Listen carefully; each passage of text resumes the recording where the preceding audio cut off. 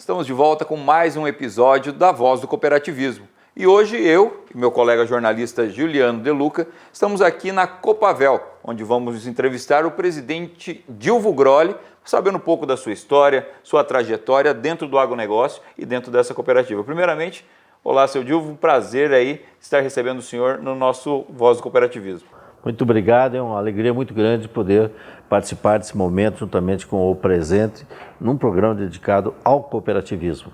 Seu Dilvo, vamos começar já do início, né? Falar um pouquinho sobre a sua trajetória, né? Sua vida um pouquinho e como ela está ligada à Copavel. Primeiro, eu nasci em Cascavel. Meus pais vieram para cá em 1951, em 1953 eu nasci em Cascavel.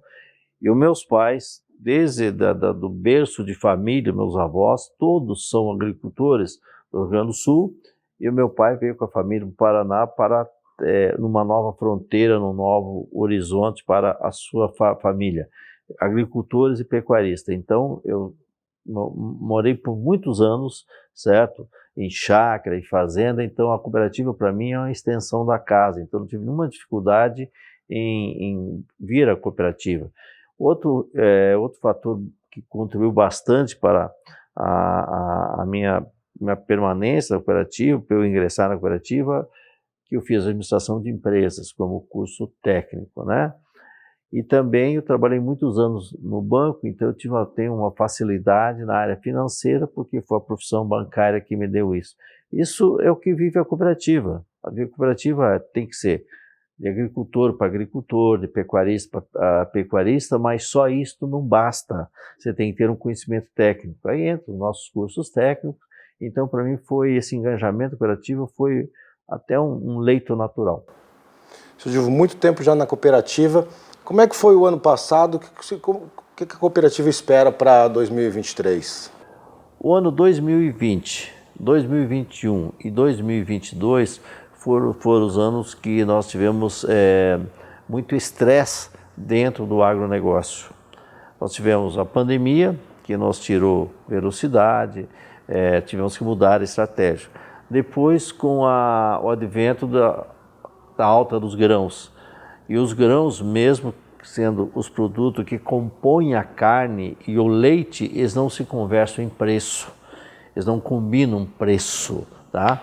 Então nós tivemos o advento aí da alta dos grãos e isso deixou uma dificuldade de repasse desses valores para a carne suína, carne de frango e também ao leite.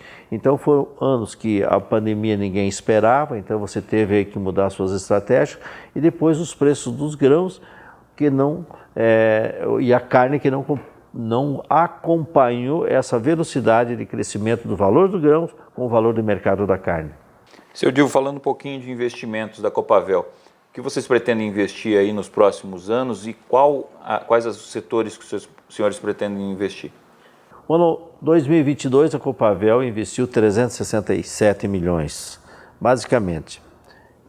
Filiais para atender os agricultores cooperados e pecuaristas cooperados, tá? A ampliação de nossas agroindústrias e também algumas agroindústrias e indústrias novas para atender a demanda da Copavel. E também na área de logística, nós temos uma logística forte e 80% a logística da Copavel, então foram os principais investimentos do ano 2022, foram centralizados em logística, armazéns, para receber grãos, armazéns de insumos, tá? E também na área agroindústria, algumas empresas novas que a Copavel desenvolveu. 2023, o nosso investimento será menor, entre 220 e 240 milhões de reais, também na mesma linha, agroindústrias, e esse ano nós estamos trabalhando fortemente numa nova indústria de bioinsumos, né? A nossa Biocop, né? Que será uma indústria nova, voltada para dar uma resposta à sociedade como cooperativa, nesta área de diminuir o espaço dos químicos na agricultura e na pecuária com mais biológicos, né?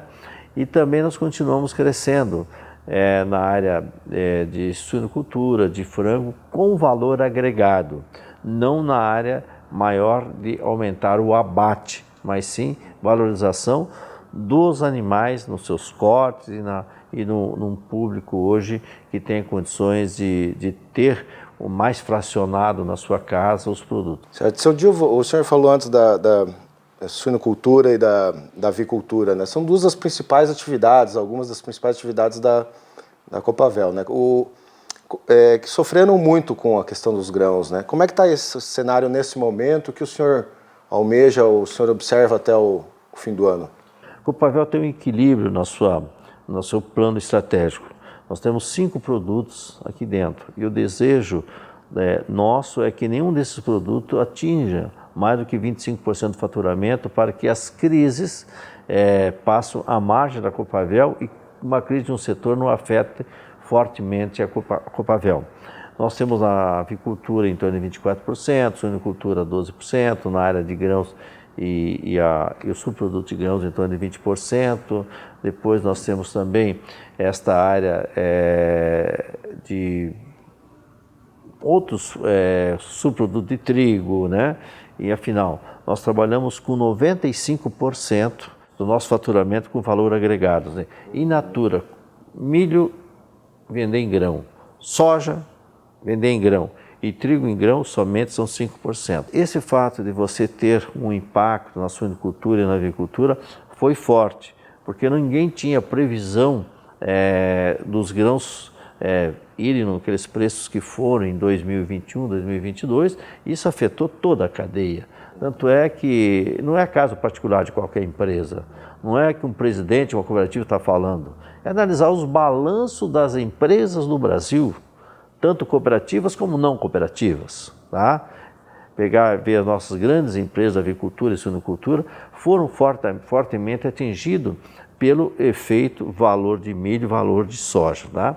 Então foram anos que nós atravessamos aí numa tempestade que o preço final do produto não te cobriu os custos. Mas isso pertence ao passado, vamos ser bem claros, isso pertence ao passado, tá? 2023 está sendo um ano bom para todos, porque os grãos mesmos tendo um valor menor, tem liquidez para o produtor. E com os grãos com valores menor, está dando a liquidez que a empresa precisa, que a sociedade precisa, que todas as companhias precisam, para que você tenha uma liquidez positiva na carne, porque não tem mágica nenhuma você trabalhar 24 horas, 365 dias no ano, né? E aí você ter o seu produto não valorizado nem sequer pelo custo. Continuar falando de avicultura, seu Dilvo, a gente tem aí na porta a influenza aviária, uma preocupação talvez para o Brasil, caso seja detectada aqui. De que forma isso afetaria a nossa avicultura brasileira?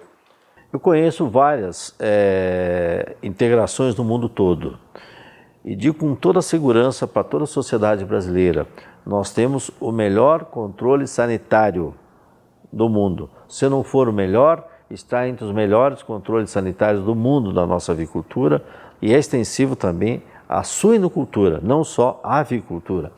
E aí então nós temos aí com mais de 70 países que têm influenza aviária. E por que não aconteceu no Brasil? Qual é o milagre de não ter acontecido no Brasil? Está em cima dessa premissa, que é um grande cuidado e um grande conhecimento técnico que nós temos no Brasil. Não somente os veterinários, os técnicos, mas também esse conhecimento foi levado aos produtores rurais. E as empresas integradoras são fortes e sempre tiveram um plano estratégico também forte para não ter problema sanitário nos aviários, nem na logística e nem nos seus abatedouros e até a produto chegar na gôndola do mercado. Pois bem, é a razão que o Brasil até hoje não tem influenza aviária. Não é por acaso.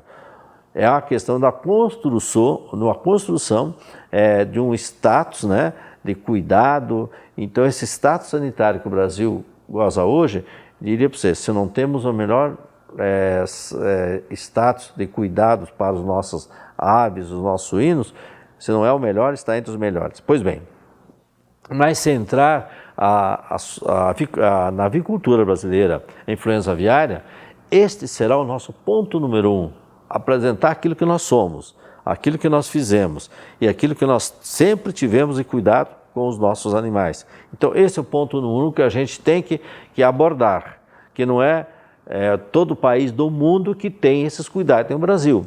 Teremos alguns momentos de estresse evidentes que temos. A história um animal infectado com uma doença que nem foi uma doença a da vaca louca, nem foi uma doença propriamente dita, tá? Afetou 30 dias, quase 60 dias, as nossas exportações de carne bovina. E não será diferente na avicultura, mas com aquilo que nós temos de cuidados e os planos estratégicos, eu tenho certeza que nós vamos recompor mais rapidamente os nossos mercados, aqueles mercados que vão esperar um momento, e eu acho muito lógico, certo? Que o primeiro momento você tem um impacto de 100% e depois você vai ter a análise desse impacto e como é que todos podem sair dele. Mas a certeza absoluta, pela experiência que eu tenho na avicultura, pela experiência que eu tenho no mercado externo, diria com toda certeza, nós teremos um impacto, mas um impacto momentâneo e depois nós vamos resolver. A avicultura brasileira hoje é um produto que tem um giro de mais de 150 bilhões de reais. E nós estamos tomando os cuidados para não entrar a influenza aviar no Brasil. Tanto é que todas as integrações estão em sintonia com a nossa Associação Brasileira de Proteína Animal, tá? E essa entidade, que é a entidade mater nossa no Brasil, que cuida da avicultura e da suinicultura, como associação, como entidade, está tendo um canal direto com o Ministério da Agricultura. Então, as normas que saem do Ministério da Agricultura são normas que foram trabalhadas na sua base, através da BPA. Então, nós temos todas as condições, certo, de evitar. Mas se não pudermos evitar que aconteceu um caso, né, nós temos um plano estratégico também de como agir nesse caso. Primeiro, nós teremos que dividir o Brasil como ele é dividido naturalmente por estados. Segundo, você isolar aquela área e fazer lá um plano estratégico numa circunferência lá de 5 quilômetros de raio, ou no máximo 10 quilômetros. Então, quando você já tem pré-estabelecido esses planos e o mundo já está sabendo, então nós temos certeza que teremos aí uma maneira mais fácil de sair de um problema sério como este. Não estamos isentos, mas estamos tomando todos os cuidados possíveis. Perfeito. Seu Dilvo, a produção de suínos tem os seus desafios e tem as suas oportunidades. Quais são elas, na opinião do senhor? Se nós olharmos a produção de carne no Brasil, a avicultura está produzindo em torno de 15 milhões de toneladas. A suinicultura está produzindo 5 milhões de toneladas. 5 milhões e 100. Nós temos um consumo na avicultura de 44, 45 quilos por habitante ano. Na suinicultura, o nosso consumo está em torno de 16, 17 e temos condições de crescer na suinicultura pela qualidade dos nossos animais e pela qualidade dos cortes. Então, quando você faz a pergunta assim, e eu indo direto na resposta dela, quais as oportunidades, está primeiro, a divulgação do nosso suíno. Segundo, o melhor aproveitamento da carcaça do suíno em cortes especiais, que está acontecendo muito nos últimos anos. Empresas investindo em frigoríficos de última geração, novos produtos, e também nós temos que esta imagem da sanidade do suinocultura no Brasil tem que ser melhor vendida no exterior, porque nós temos aí muita suinocultura no mundo, que tem alta produção, mas não tem os cuidados especiais como nós temos com os animais no Brasil. E outra coisa, o Brasil é o país que mais tem ambiente no mundo, ambiente que todo mundo fala, mas o meio ambiente brasileiro. Não tem país no mundo que tem 60% do seu território preservado. Isso tem que colocar junto com a venda do suíno, porque isso faz parte da vida humana, faz parte da vida do suíno, e um país que investe bastante. Se nós olharmos somente a floresta amazônica, nós temos 41% do território brasileiro. não é da Amazônia. 41% do território brasileiro está na Amazônia como reserva. Nós temos 13% de reservas indígenas no Brasil. Temos 6% de reserva no Brasil de território que nem o Parque Nacional do Iguaçu.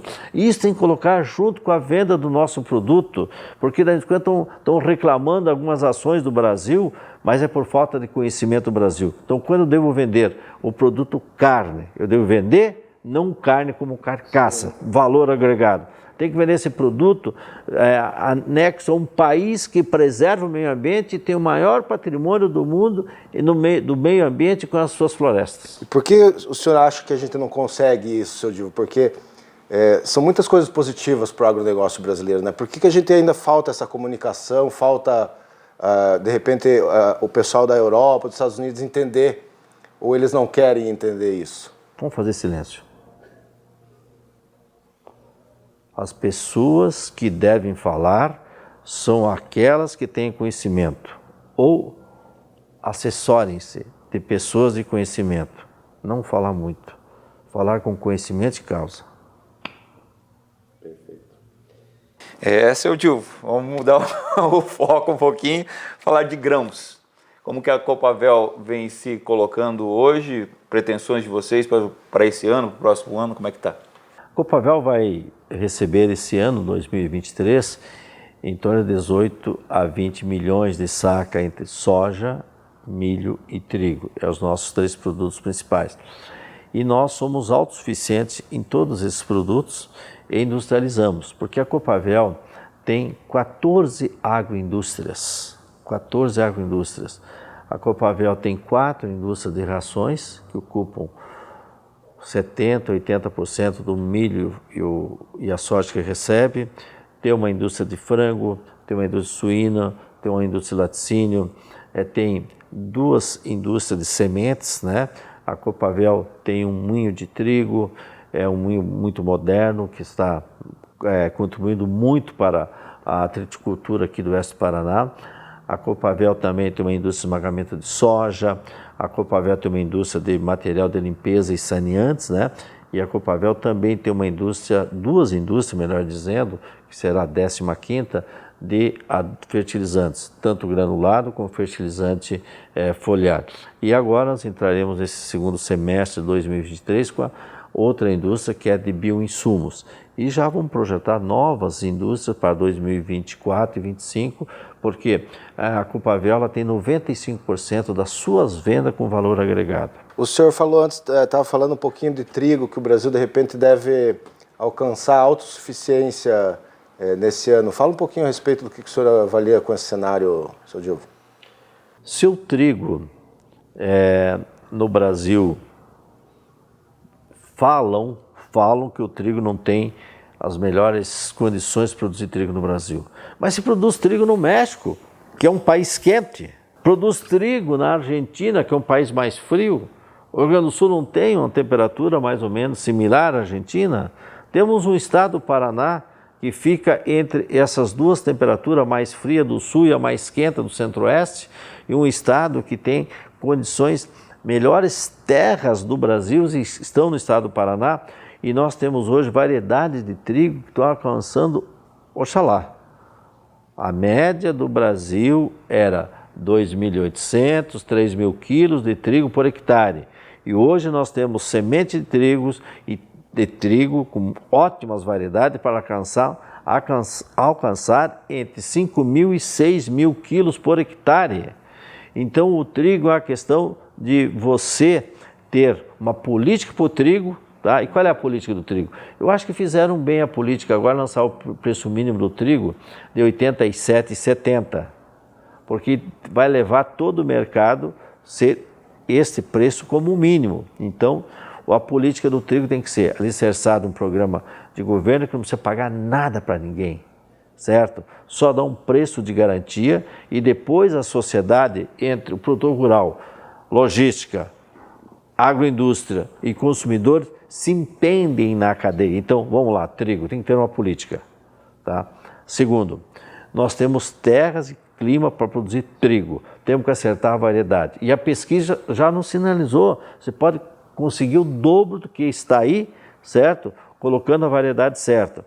Por exemplo, agora nos dias 22, 23 e 24 de agosto, a Copavel vai realizar o Show Rural de Inverno. É um evento pequeno quando a gente olha o Show Rural da Copavel, que vem 300 de verão, que vem 380 mil pessoas.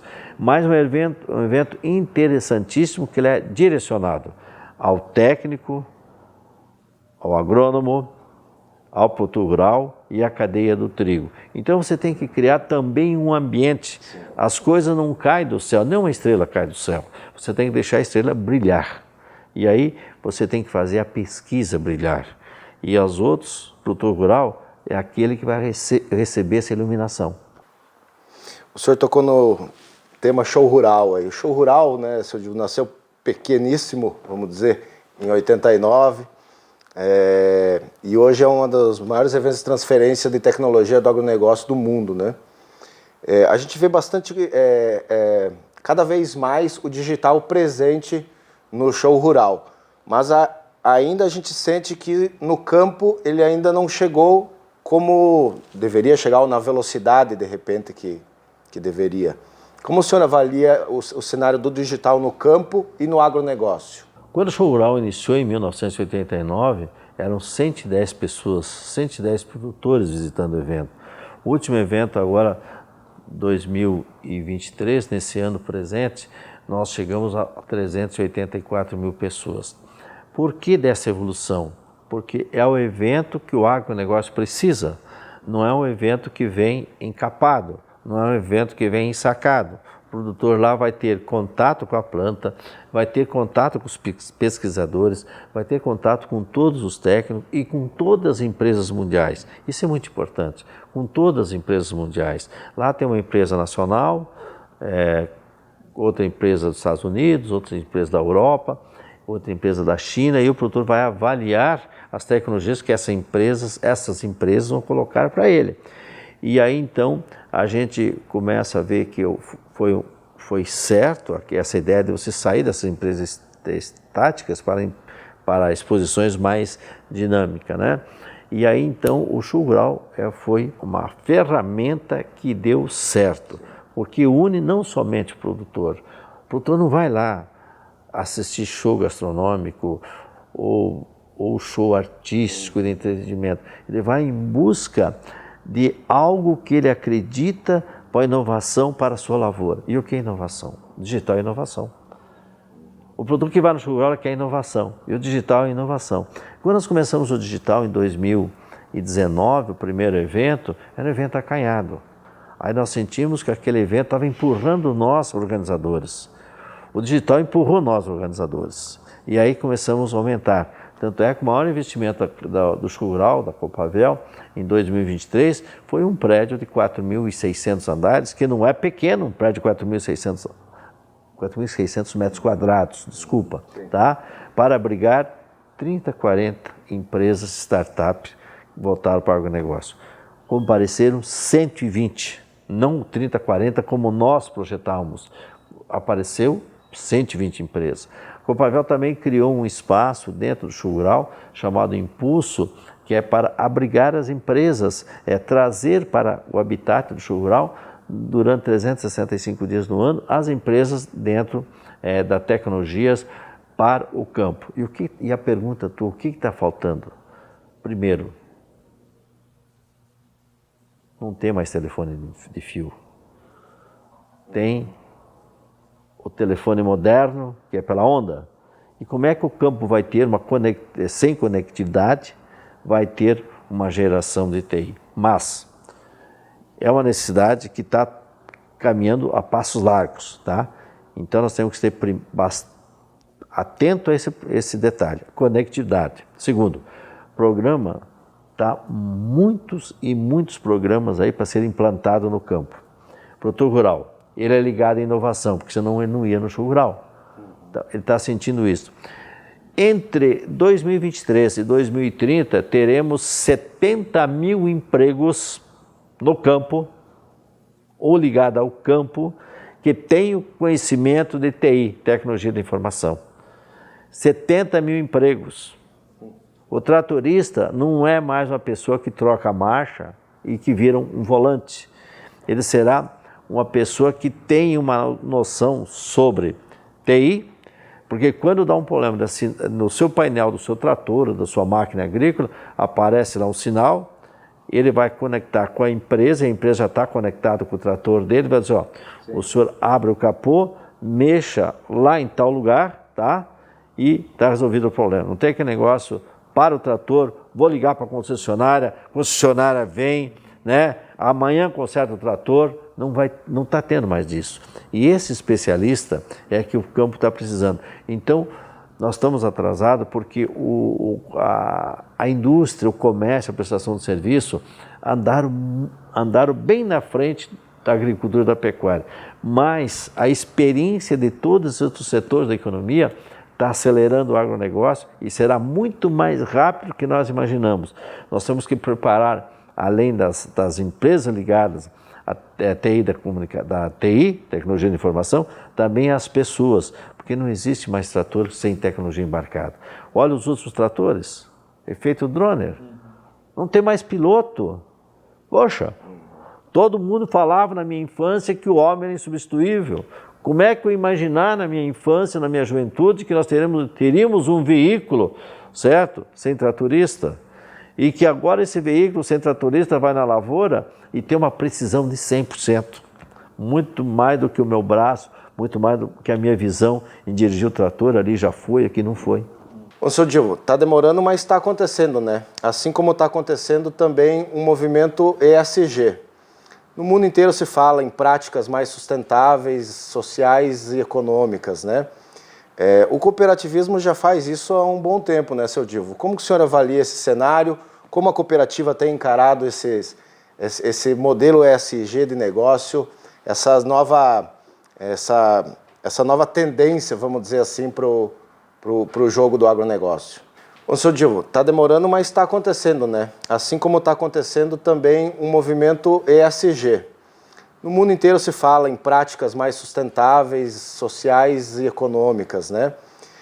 O cooperativismo já faz isso há um bom tempo, né, seu Dilma? Como que o senhor avalia esse cenário? Como a cooperativa tem encarado esse modelo ESG de negócio, essa nova tendência, vamos dizer assim, para o jogo do agronegócio? Então, esse é o tema atual. E nós temos que fazer, primeira coisa, aquilo que nós falamos há poucos minutos atrás. Nós temos que vender o Brasil, o país que mais tem preservado o meio ambiente, 60% do seu território. Então aí você já está cumprindo uma das exigências. Segundo, nós falamos há poucos minutos atrás dos cuidados com os animais, tanto com o frango, com o suíno, com a ovinocultura. Isso também tem que ser vendido, esses cuidados que nós temos, esse carinho que nós temos com os animais, tá? Questão da última perna, que é essa parte corporativa. Hoje nós temos um grande avanço no profissionalismo, porque 75% hoje avançou muito nos últimos anos e chegou a 75% as faculdades e o ensino da iniciativa privada. É um investimento da iniciativa privada na educação que é muito bom para o país, porque senão o governo não pode fazer tudo sozinho.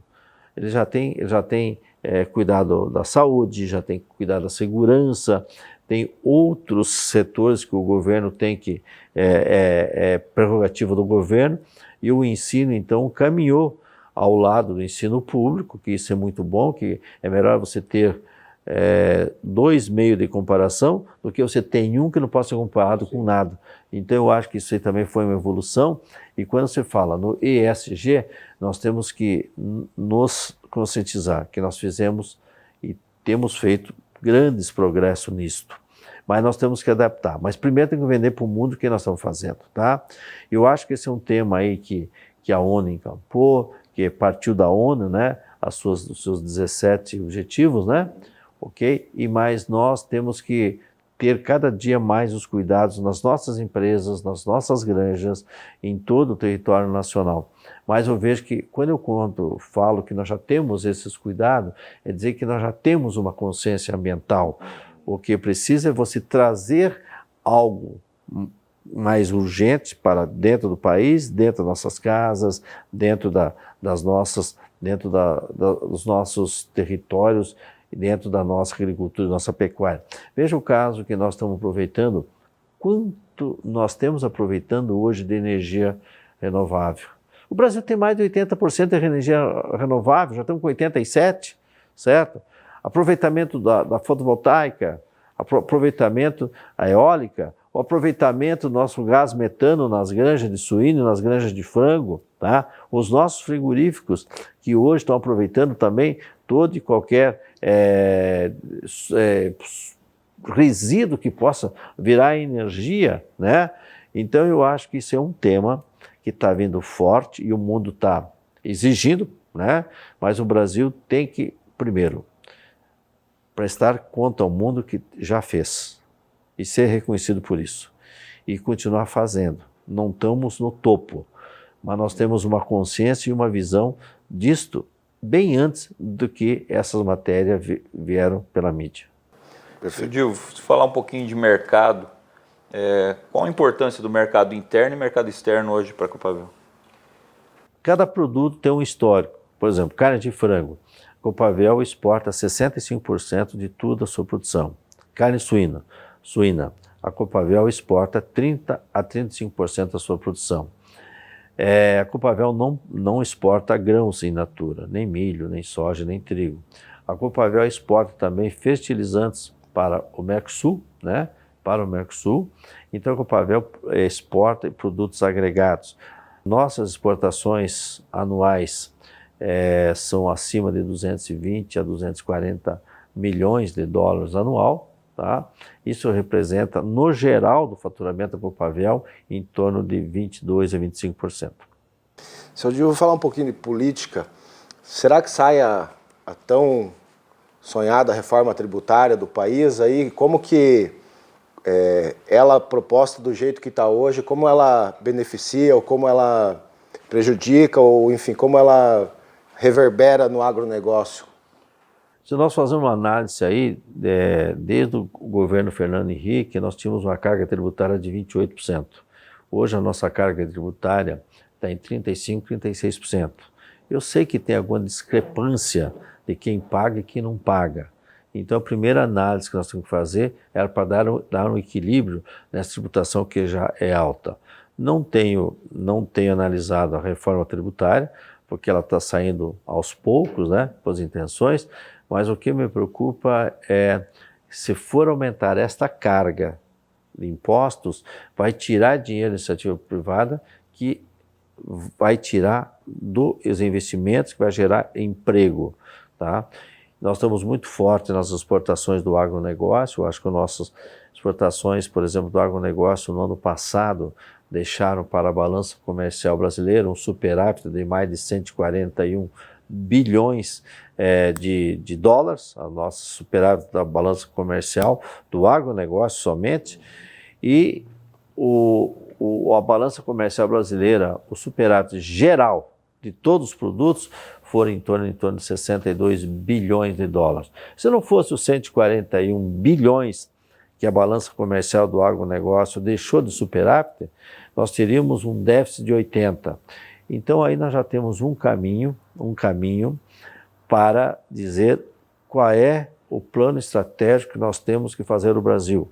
E nesse plano estratégico para o Brasil está também a carga tributária. E fazer uma análise da carga tributária, o que ocorre no Brasil, o que ocorre nos outros países. E os países que mais cresceram no mundo, qual foi a estratégia deles? Foi pela cobrança de mais imposto, pelo menos imposto? Foi pela participação da iniciativa privada em tais setores ou do poder público em alguns setores?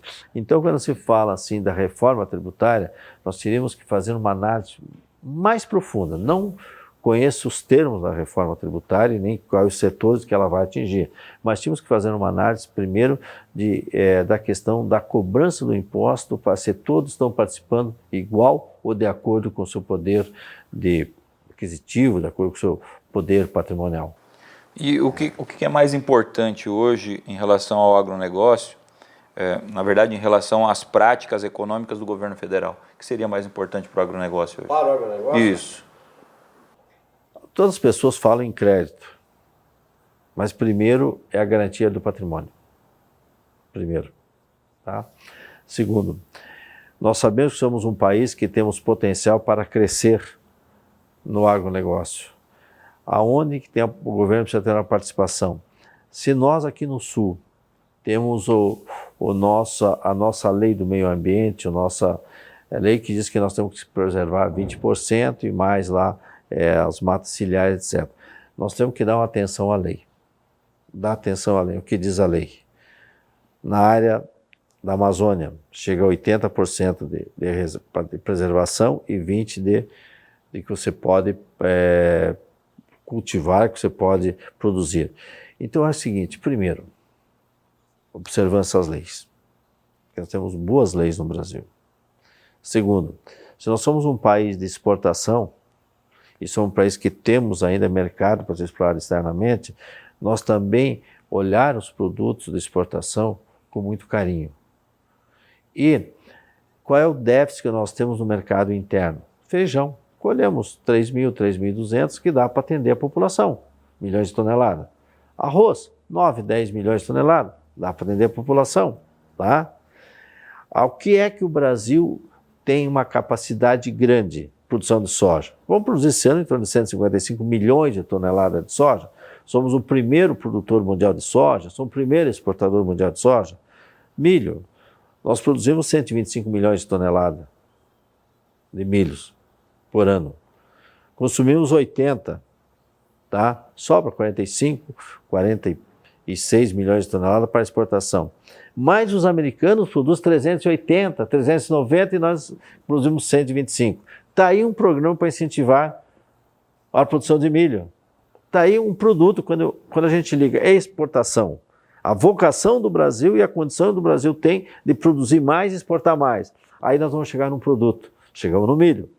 Falávamos há poucos instantes atrás do trigo. O trigo nós podemos ser autossuficientes. Mas não precisa o governo pôr dinheiro. É criar programa de incentivo e dar o direito à propriedade. O direito de cada um ganhar o pão de cada dia pelo suor do seu rosto. O cooperativismo nos ensina. Por que o cooperativismo cresceu tanto no Paraná? Quer dizer, hoje o cooperativismo tem mais de 72% de toda a soja do Paraná passa pelo cooperativismo. 60% do milho passa pelo cooperativismo. O trigo, em torno de 56%, passa pelo cooperativismo. E o cooperativismo não é aquela empresa que compra, armazena e vende. Tanto é que o cooperativismo hoje é responsável por mais de 44% da produção de frango, 56% da produção de suíno, 30% da produção de peixe. E veja que nós vamos crescer nesse valor agregado, tá? E a política governamental onde que entra? Nós temos que ter um plano agrícola que dê o norte para nós e o norte é dado pelas oportunidades. E o senhor tem visto um bom diálogo para criar esses mecanismos que o agronegócio precisa? Tem visto um bom diálogo entre o agronegócio e o governo federal? A sociedade é feita de diálogo. A sociedade só prospera com diálogo. A sociedade tem que fazer isto, inclusive iniciativa privada com o poder público. Então é o diálogo é o caminho de tudo. Nós estamos conversando aqui, em 3 pessoas tem que ter um diálogo. E assim é em tudo. Perfeito. E a máxima, seu Dilvo, de que não atrapalhando já está bom para o agronegócio. É verdade ou o agronegócio tem demandas que podem ser conquistadas no campo político? Eu não entendo essa máxima. Eu entendo oportunidade e compartilhar essa oportunidade entre governo e iniciativa privada. Perfeito. E qual que deve ser a agenda prioritária do agronegócio brasileiro para os próximos anos, hein? Ver as oportunidades que nós temos e trabalhar em conjunto. Iniciativa privada, que é a agricultura, que é a pecuária, e os governos. Ver as nossas oportunidades. Já que nós não temos nenhum produto que nós temos déficit, que nós precisamos incentivar, o último dele é o trigo, que nós estamos no bom caminho, né? É ver as oportunidades que nós temos. Nós somos um país que plantamos no Brasil em 70 7,5 milhões de hectares. Vamos falar do agronegócio? Quanto que o Brasil planta? 77,5 milhões de hectares. Qual é a extensão territorial do Brasil? 852 milhões de hectares. Esses 77,5 milhões de hectares representa 9% do território nacional. 9%. Não vamos mexer nos 60% de reservas, mas de 9 para 60, quanto sobra? Tá? Sobra mais 31%. Nós temos mais de 8 a 9% de território a ser explorado, certo? No Brasil, sem derrubar uma árvore, sem mexer em qualquer pedaço de floresta.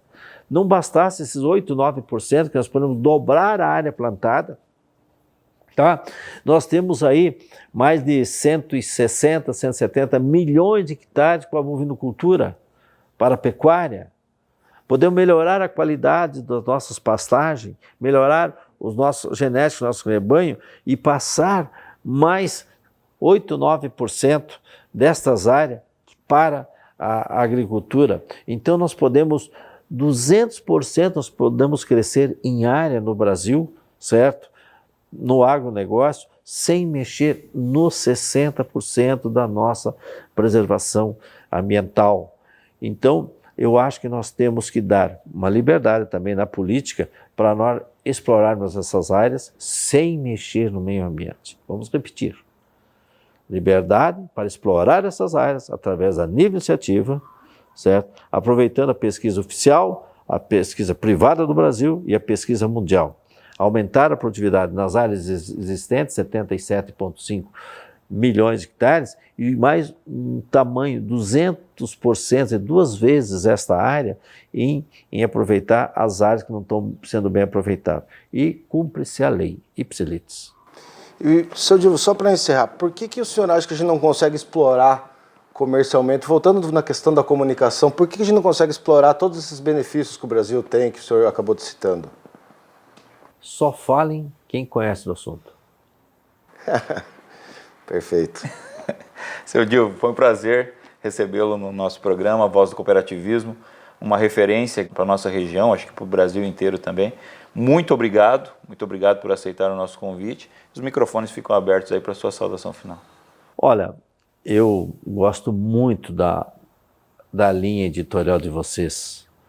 Vocês trazem matérias técnicas e para mim isso aí, inclusive, é material de pesquisa. Não quando sai edição do Jornal Presente. Serve material de pesquisa para os próximos 12 meses, com dados atuais que servem de referência para os próximos 12 meses. E essa linha de vocês colocarem o cooperativismo, já que o cooperativismo no Paraná é o cooperativismo mais forte do Brasil, é o cooperativismo que deu certo, e o Paraná hoje, olha como é importante nós também fazermos uma análise. O Paraná hoje cresceu, preservou as pequenas propriedades e as médias propriedades, e quem foram os responsáveis? O associativismo.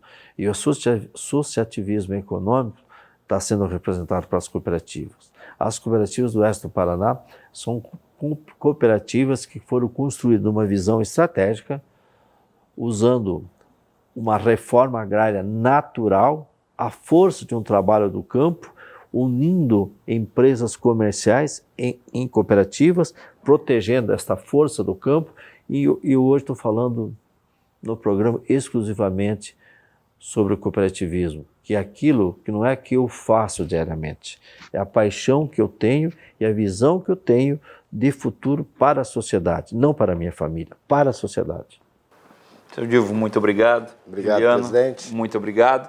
Muito obrigado a você que nos acompanhou em mais este programa. Se você quiser saber mais, acompanhar mais sobre os nossos programas e toda a nossa grade de programação aqui do O Presente Rural, fique ligado através das nossas redes sociais, porque o Presente Rural é o canal do agronegócio. Até a próxima. Testando, 1, 2, teste. Som 2, testando, áudio. Alô. Som 2, teste, áudio.